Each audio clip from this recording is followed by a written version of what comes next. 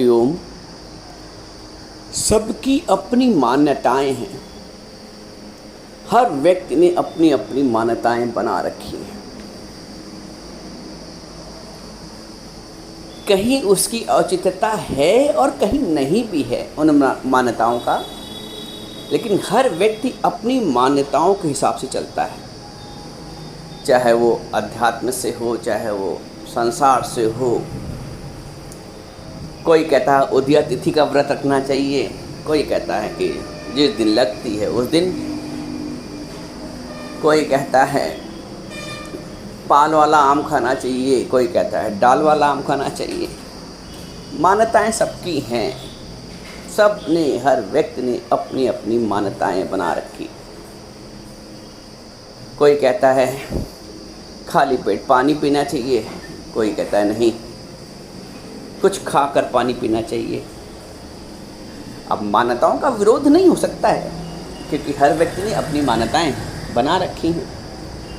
और यदि आप किसी की मान्यताओं का विरोध करते भी हैं तो उन मान्यताओं का विरोध करने में विकार पैदा होता है, आपसी मनमुटाव पैदा होता है। ज्ञानी की अपनी कोई मान्यता नहीं है। मैं जो बताना चाहता हूँ जिस बात को, हर व्यक्ति की अपनी मान्यताएं हैं, परंतु ज्ञानी की अपनी कोई मान्यता नहीं।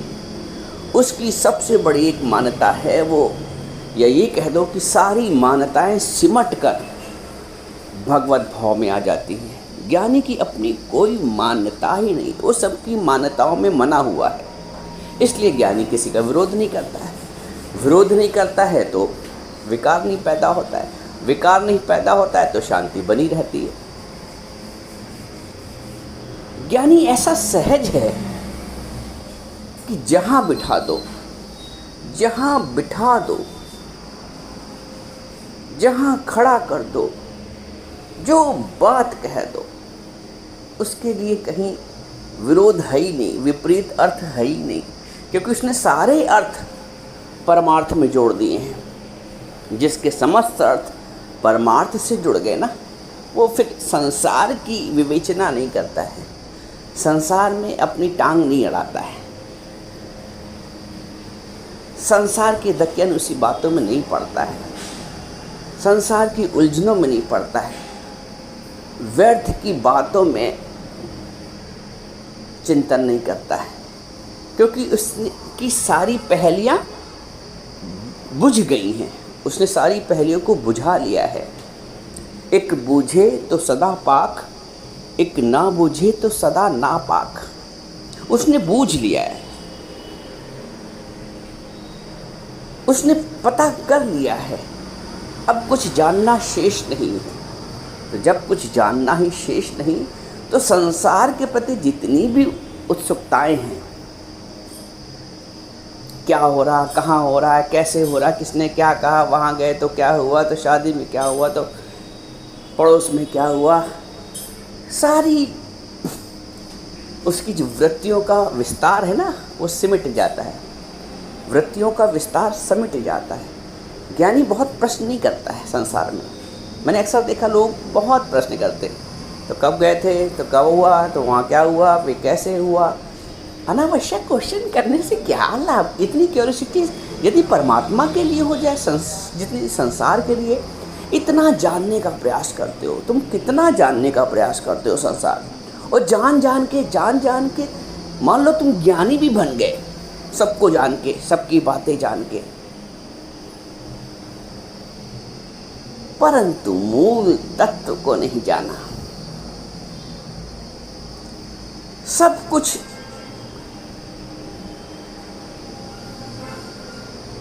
आपने प्राप्त भी कर लिया, जान भी लिया। जैसे एक चोर है, उसने सारे ताले तोड़ भी लिए, लेकिन लॉकर तक नहीं पहुंच पाया, तो क्या लाभ। तुमने सारे संसार के संशयों बंधनों को प्रश्न करके पूछ भी लिया, तोड़ भी लिया, लेकिन परम अर्थ तक नहीं पहुंच पाए, अपने तक नहीं पहुंच पाए। सपनों को, सबको जाना, सबको समझा, सबको पूछा, क्या कभी अपने बारे में भी पूछा है? क्या किसी ने कभी अपना पता भी जाना है? क्या किसी ने कभी अपना पता भी जाना है? सबका पता पूछ पूछ के। अद्भुत है लीला। मैं ये कहता हूँ, जब तक तुम्हारी वृत्तियाँ शांत नहीं होंगी तब तक विकार और विचार चलते ही रहेंगे। तुम ध्यान करने बैठते हो तब भी विचार चलता है, तुम सोने जाते हो तब भी विचार चलता है। जो परम शांति की अवस्था है, ध्यान की अवस्था परम शांति की अवस्था है, लेकिन उसमें अधिक विचार चलते हैं।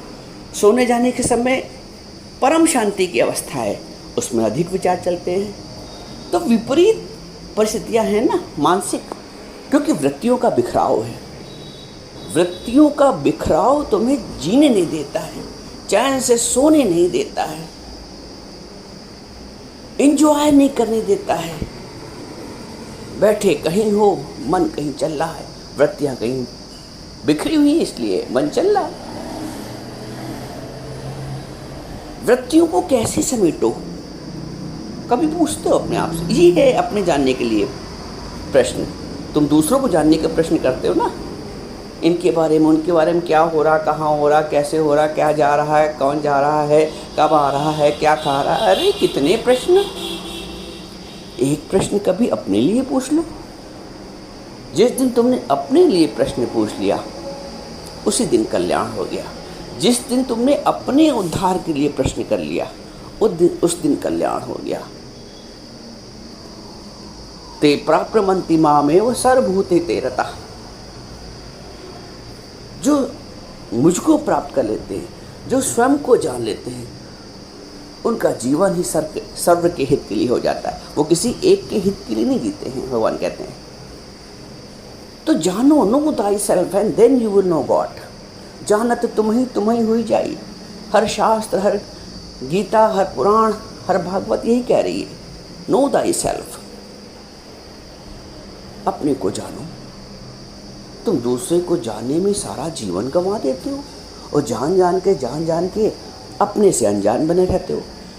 अपने से अनजान बने हो, दुनिया को जान भी लिया तो कुछ लाभ नहीं होने वाला। और जिस दिन अपने को जान लिया, बाकी कुछ जानो चाहे ना जानो, वो स्वतः ही तुम्हारे मतलब का तुम्हें फिल्टर होकर मिल जाएगा। जिस दिन अपने को जान लिया, फिर कुछ जानने की शेष कुछ बचता ही नहीं है।